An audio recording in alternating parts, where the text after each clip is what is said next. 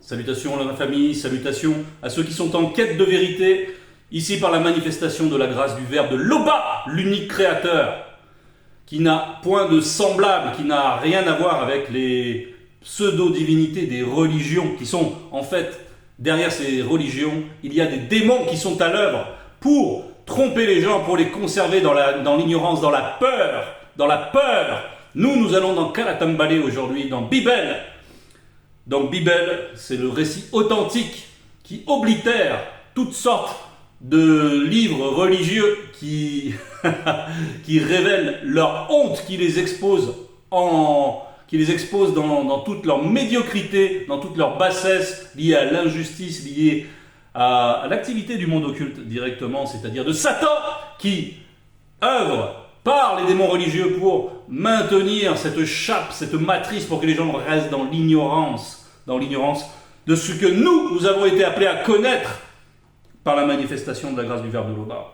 Ainsi, nous allons dans Essambe 31. Essambe 31. Donc, le titre, c'est « De la mort à la vie ». De la mort à la vie. Bien, quand on lit ce titre, beaucoup, ceux qui sont à l'extérieur vont entendre « De la mort à la vie », c'est-à-dire qu'il y a un passage, ils pensent à l'heure de passage, la dernière, le trépas, le moment où donc c'est la clôture de l'existence dans le visible et ils vont penser à la vie après. Mais c'est pas ainsi, c'est pas ici ce qui est évoqué premièrement dans ce titre. De la mort à la vie avec un V majuscule. De la mort à la vie. Oui, il y en a les autres, ils ne savent pas où il se construit justement des croyances plus ou moins bancales dans leurs explications.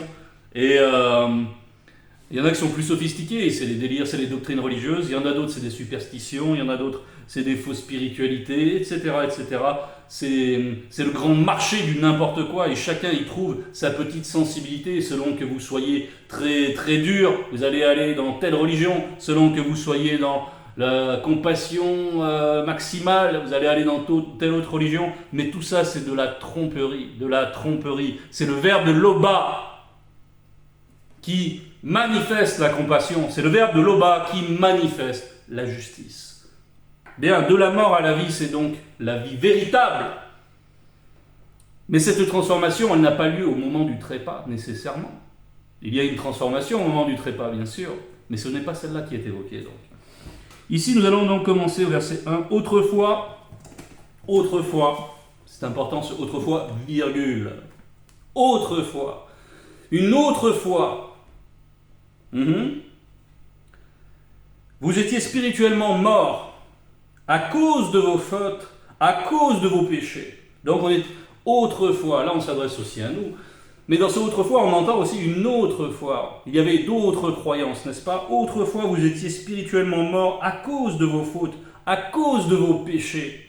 Bien, on va étayer au verset 2. Vous vous conformiez alors à la manière de vivre des blancs et des sans-mêlés. Vous obéissiez au chef des puissances spirituelles du monde occulte.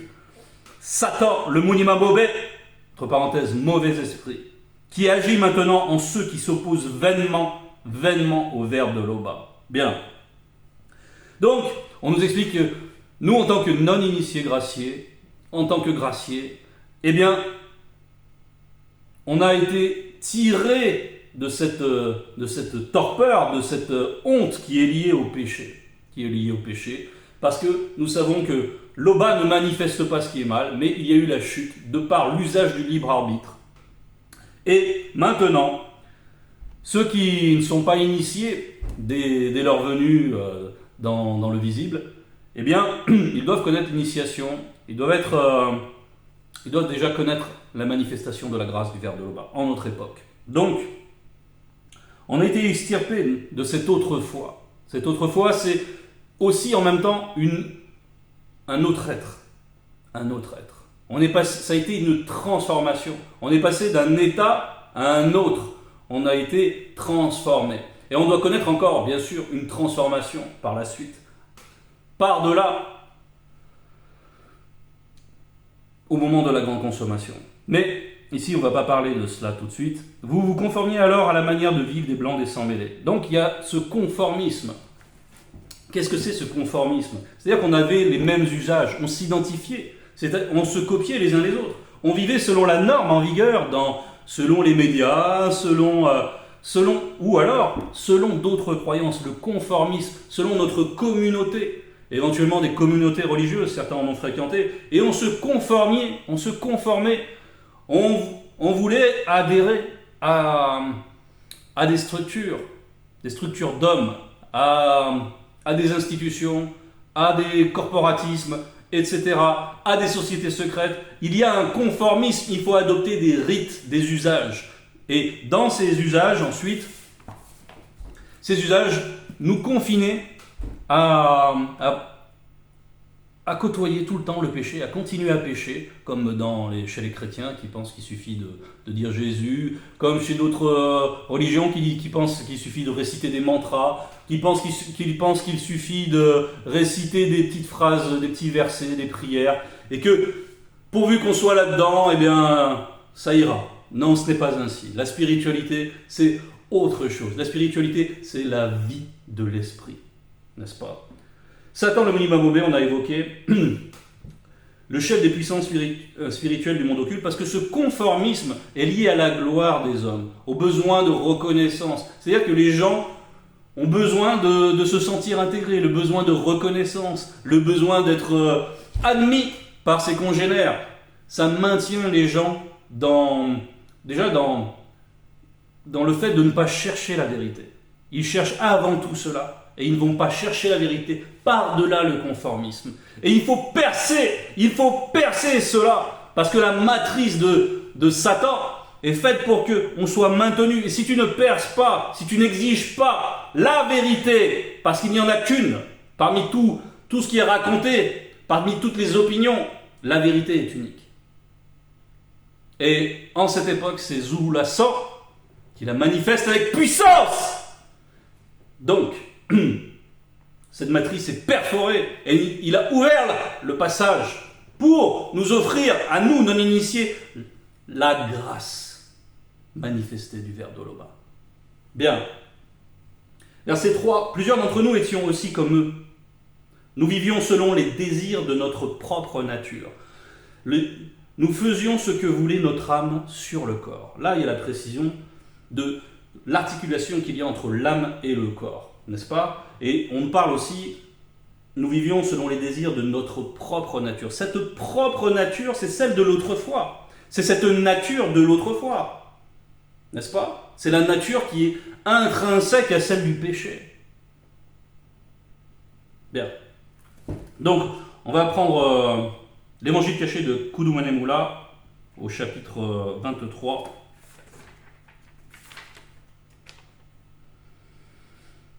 On va prendre à partir du verset 12. Celui connu qui a pénétré le visible a trouvé le physique. Et celui qui a adhéré au physique n'est pas digne de pénétrer le spirituel. Attention, ce n'est pas le mépris du physique comme dans le catholicisme, etc. Mais c'est le fait d'y avoir adhéré sans par ailleurs avoir adhéré premièrement au spirituel. Le physique, c'est très bien, il faut entretenir le physique. Moulet dit, quand on voit son physique, respect, il prend soin de son corps, il n'y a pas le mépris du corps, non, le corps, il faut le respecter, et le corps est appelé à la résurrection. Donc ce n'est pas ça qui est dit ici, mais on va préciser ensuite. Celui connu qui est près de moi, c'est Joki Sabé qui parle, moi avec un M majuscule, est près du feu incandescent, et celui qui est loin de moi est loin du royaume non visible. C'est-à-dire que ce royaume-là, ça dépend de Joki Sabé et aussi de Zulu-Lassan qui est actuellement dans le visible. Et donc, cette proximité, on y reviendra tout à l'heure. Verset 14. Malheur au corps qui ne dépend que de l'âme. Malheur au corps qui ne dépend que de l'âme. Qui ne dépend que, c'est privatif, c'est-à-dire qu'ils sont dans, on va dire, cette connivence entre l'âme et le corps, cette mauvaise complicité, fait qu'il y a un accord pour faire du n'importe quoi. Et encore que le corps, lui, témoigne souvent qu'il n'est pas en accord et qu'il subit, et il encaisse les mauvais désirs de l'âme. Malheur à l'âme qui ne dépend que du corps. Malheur à l'âme qui ne dépend que du corps. Et c'est ce qui est évoqué ici, donc, quand on reprend notre passage. Nous faisions ce que voulait notre âme sur le corps. Voilà. Et sans que l'esprit manifeste le désaccord, sans qu'il y ait la lutte, sans qu'il y ait le bon combat. Non, parce qu'on se conformait, on se disait, mais ma foi, je suis pas plus mal qu'un autre. Un tel triche, chacun prend des bakchiches pour du n'importe quoi, chacun est corrompu, pourquoi serais-je différent? Et hop, on allait dans ce conformisme. Oh, la pornographie, voilà, même les jeunes, ils y ont accès même très très jeunes, c'est banal, bon maintenant il faut faire avec, il faut vivre avec son temps, blablabli, blablabla, c'est du n'importe quoi, ça c'est des constructions, on essaie de se justifier pour oublier qu'il y a au milieu de ce grand n'importe quoi un sens à l'existence. Et ce sens à l'existence, c'est trouver la vie véritable, mais parce qu'on ne désire pas aller au-delà, parce qu'on est lié à tout cela, parce qu'on aime trop les péchés, on ne fait pas cette recherche et on est dans le conformisme, alimenté par le monde occulte. Verset 5, verset 4. « Ainsi, à cause de notre nature, nous étions destinés à subir le jugement du Modiba Bekokisedi, comme les autres. » Bien sûr, la colère reste attachée. Le jugement est promis à tous ceux qui sont et qui se complaisent dans ce n'importe quoi, et qui, ma foi, traversent l'existence. Ils vont de la mort à la mort, n'est-ce pas? Et ça ne les dérange pas. Ou alors, ça les dérange et ils ont peur de l'après, et ils se trouvent dans, comme on l'a dit, des doctrines religieuses, pour les maintenir dans l'ignorance, pour qu'ils continuent à alimenter ce conformisme, c'est-à-dire rester dans le mensonge.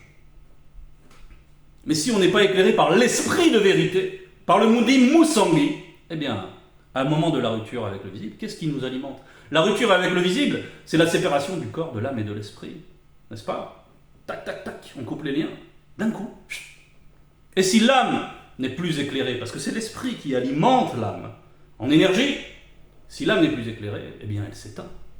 Et nous savons, nous avons été instruits de tout ce qu'il se passe dans le séjour des morts, de ceux qui vivent dans le séjour des morts, de ceux qui sont dans l'oubli dans le séjour des morts et qui seront rappelés pour le jugement.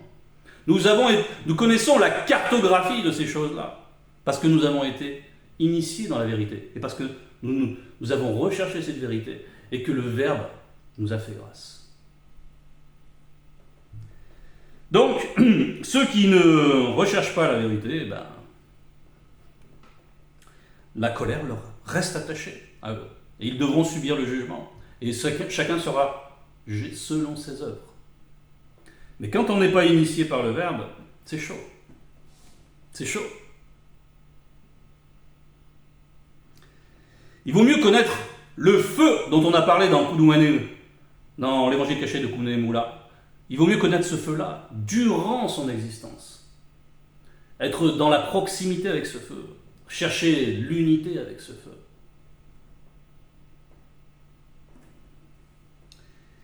Verset 5. Mais la manifestation de la compassion de Loba est immense. La manifestation de son amour pour nous est telle que, lorsque nous étions spirituellement morts à cause de nos fautes, il nous a fait revivre avec Jokisabe. Donc on a été extirpés. Donc c'est la manifestation de la grâce. Ce n'est pas le fait de... Ce n'est pas un décret. Ce n'est pas comme ces spiritualités qui prétendent qu'elles peuvent atteindre une sorte de perfection par elles-mêmes. Non, non, non. Par la méditation, par d'autres biais, non, ce n'est pas ainsi. C'est la grâce. C'est la grâce. Et pour en bénéficier, il faut être dans une position de réception. Il faut donc manifester l'humilité envers la vérité. L'humilité, ça va représenter quoi? Ça va représenter le renoncement à soi pour la vérité. Le renoncement à la gloire des hommes, le renoncement à l'attachement de nos proches parfois, parce qu'ils vont vouloir nous transmettre leurs rituels, leurs usages, leur religion, etc. Il va falloir dépasser tout cela, il va falloir aimer la vérité pour tout cela, et puis, puisqu'on a manifesté cette humilité-là par rapport à la vérité, puisqu'on a considéré la vérité c'est Eyala Loba, c'est le verbe de Loba, et le verbe de Loba nous offre la grâce. Et c'est l'Oba qui manifeste la grâce. Maintenant, quand on manifeste la grâce, on commence un nouveau cheminement. Mais déjà, notre esprit va être transformé. Notre esprit, lui, va être transformé. Et notre nature devient divine. Et par la manifestation de la grâce du Verbe de l'Oba, nous devenons lumière. Lumière, nous devenons ses enfants. À partir de là, nous changeons de nature. Nous laissons notre nature du passé et nous adoptons une nouvelle nature. Nous sommes des enfants de Tété, l'unique créateur. Nous devenons des dieux. Nous devenons des dieux. Et nous sommes passés de la mort à la vie avec un V majuscule.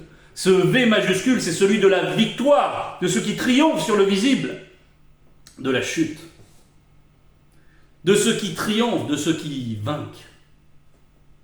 La victoire. Bien. Donc notre nature est transformée par la même. Mais il y a une insistance ensuite, verset 6. Déjà on nous a fait relire avec Joe qui savait, c'est essentiel. C'est pour ça qu'on a lu aussi l'évangile caché de Kunemula, verset chapitre 23. Parce que il y avait cette relation aussi avec Joe qui savait. Il y a cette proximité, mais on va y revenir. Verset 6, c'est la manifestation de la grâce de l'Oba, c'est par la manifestation de la grâce de l'Oba que vous avez été sauvés. Donc là, il y a une insistance. Ce n'est pas le fruit de nos efforts, comme on va le voir. C'est par une intervention. Verset 7, dans notre union avec Joe Kisabe et le deuxième, l'Oba par le Mundi nous a spirituellement ramenés de la mort pour nous faire régner par eux dans le grand tout. Et là on nous dit dans notre union, il y a encore cette insistance avec notre union avec Joe Kisabe et le deuxième, car ils sont le grand tout. C'est-à-dire que même si Zulula est là dans le visible, parce qu'il s'est dépouillé parce qu'il a l'amour véritable, il s'est dépouillé de sa gloire qu'il avait dans le spirituel et même par-delà le spirituel, puisqu'ils sont le grand tout. Même le monde spirituel est contenu par le grand tout. Bien. Ils se sont dépouillés. Et même s'il est là dans le visible avec nous, par ailleurs, il continue à régner. Il continue à être le grand tout. Donc, c'est primordial d'être en union avec eux. Si on n'est pas en union avec le grand tout, eh bien, on est, comme c'est dit dans le chapitre 23 de l'évangile caché de Kunemula, eh bien, nous sommes en même temps loin du royaume, puisque le royaume, c'est eux. Le royaume, c'est eux. Et bah si, c'est le corps spirituel des deux. Là, on commence à concevoir l'immense gloire qui est attachée à cette grâce. C'est cela qui peut être paradoxal, et c'est en cela que nous, non-initiés graciés, on doit faire attention. Parce qu'on est appelé à une gloire immense, immense, inconcevable pour ceux qui sont dans les fausses doctrines. Inconcevable à recourir des corps glorieux, avec de la même nature que les entités, à contempler la gloire manifestée par l'apparition des deux. Bien. Tout cela, ça nous a été offert. Offert, c'est un don, la grâce. N'est-ce pas? Donc il faut conserver cette union. Jusqu'au bout. C'est dans cette union que nous sommes garantis des affres de la mort physique. Même si nos corps vont mourir, notre âme continuera à être éclairée. Et ce corps-là sera appelé ensuite à la résurrection. Et le moindre atome de notre corps, quel que soit l'endroit où il est advenu, il sera appelé à être transformé dans la grande consommation. Comme une refonte. Mais appelé à une telle gloire par rapport à ce que la condition du visible, c'est très difficile à concevoir. Une telle transformation. Verset 8, par la manifestation de la bonté qu'il nous a manifestée en Joe Kisabe et au deuxième, il a montré pour tous les siècles à venir la richesse extraordinaire de la manifestation de sa grâce. On parle de la richesse extraordinaire qui est liée à cette gloire. En fait, nous sommes un avec la gloire. Il faut avoir conscience donc de cette nature. Pour bien s'écarter, il faut avoir conscience de la valeur de tout cela, n'est-ce pas? Il faut avoir conscience d'où elle vient, pour continuer à marcher dans l'humilité, malgré tout cela, tout en sachant que nous sommes des dieux.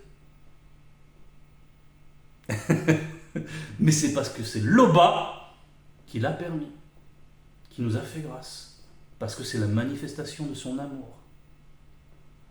L'Oba manifeste cela pour nous. Waouh! Alors il faut l'humilité. Et il faut en même temps la dignité. La dignité liée à cette nature divine qui va nous...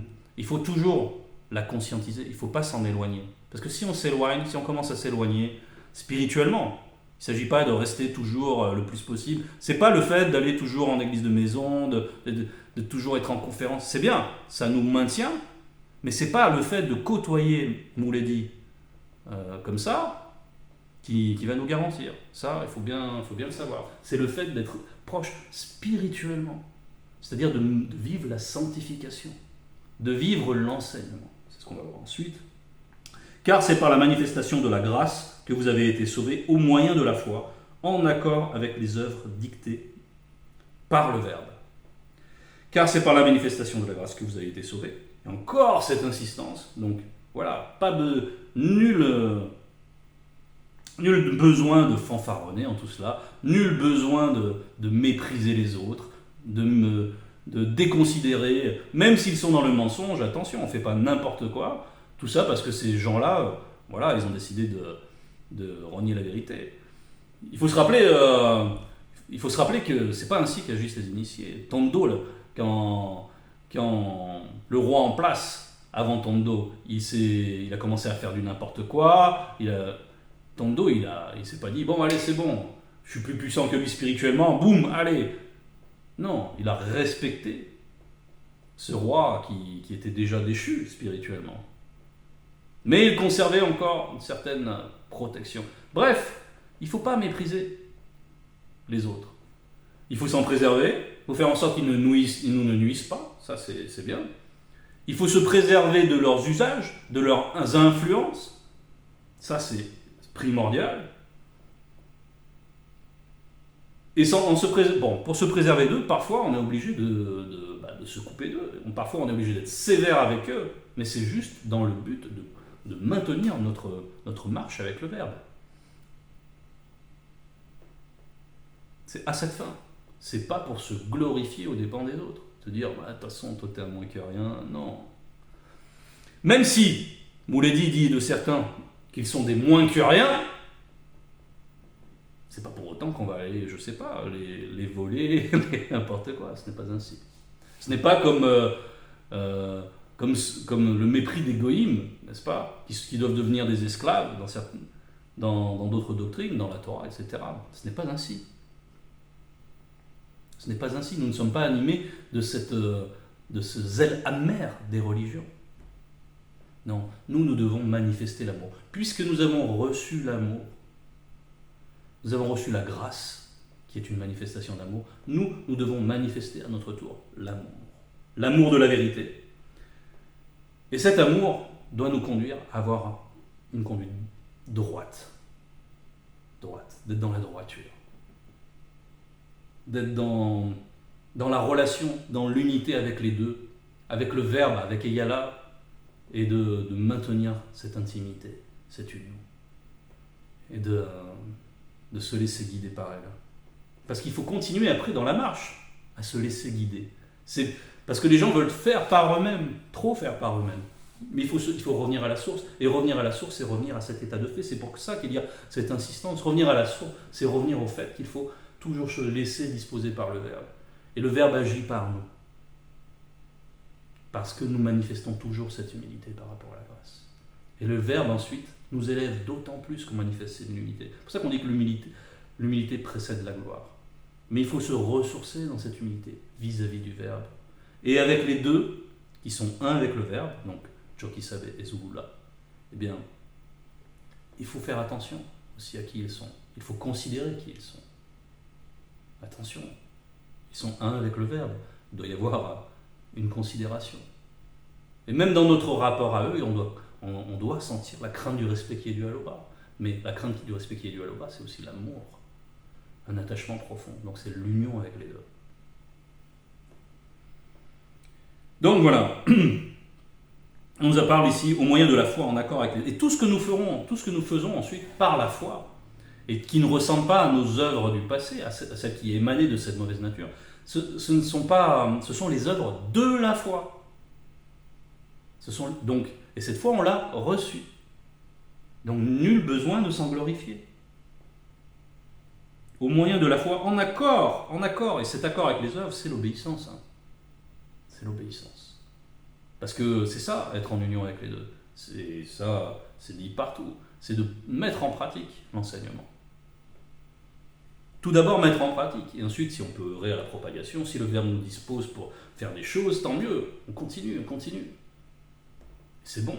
Et ça nous alimente et c'est même une nourriture d'agir selon la foi. De participer de l'œuvre manifestée de l'Oba, avec un O majuscule. D'être participant de cela. D'apporter chacun sa pierre à l'édifice. Parce que cela nous est donné. Et c'est grandiose, c'est magnifique. Et dans cela, il y a aussi tout ce qui touche à la conscience collective qui se développe. Et on grandit dans la foi et dans l'amour. Verset 10, ce salut ne vient pas de vous, il est un don de l'Oba. Point virgule. Encore une fois, cette insistance. Ce salut, on nous le donne. Il n'est pas le résultat de vos efforts, et ainsi personne ne peut se vanter. Donc, voilà, il faut savoir rester à sa place. Notre place, c'est d'être en lien avec le Verbe et avec les deux. C'est ça sa place. Et pour eux, il faut constamment alimenter cela, ressourcer cela par nos activités spirituelles diverses et variées. La méditation, la prière, etc. Et toujours, et au fur et à mesure de cela, ce qui va s'affirmer, c'est notre nature divine. Et jusqu'à arriver au degré d'être un initié. C'est comme ça. C'est ça l'initiation.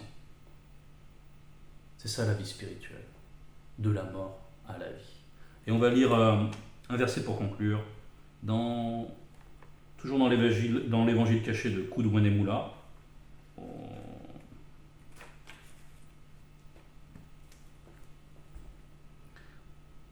Au chapitre 36, verset 9. Pendant que vous avez la lumière, croyez en la lumière. La lumière, c'est L majuscule. Et Joe Kisabe, dans son temps, parce que c'est Joe Kisabe qui parle, dans son temps dans le visible, il représentait la lumière dans le visible. Et aujourd'hui, Zulula est la lumière dans le visible. Il nous éclaire, il nous apporte la connaissance de la vérité, il nous apporte des révélations qui transcendent nos consciences, qui nous amènent à considérer, à vivre la vie spirituelle, à connaître les choses spirituelles et à vivre par cette connaissance, pourvu que nous la laissions nous transformer. Pendant que vous avez la lumière, croyez en la lumière, afin que vous soyez des enfants de lumière. Donc, on a la lumière, on a Zulula. Il faut marcher selon l'enseignement qui nous amène. Et ainsi, nous sommes des enfants de lumière. Et ainsi, nous produisons des œuvres qui glorifient Tété. Nous menons des existences qui glorifient Tété, parce qu'elles sont issues de la vie véritable, le salut. C'était le message. Gloire à l'Oba.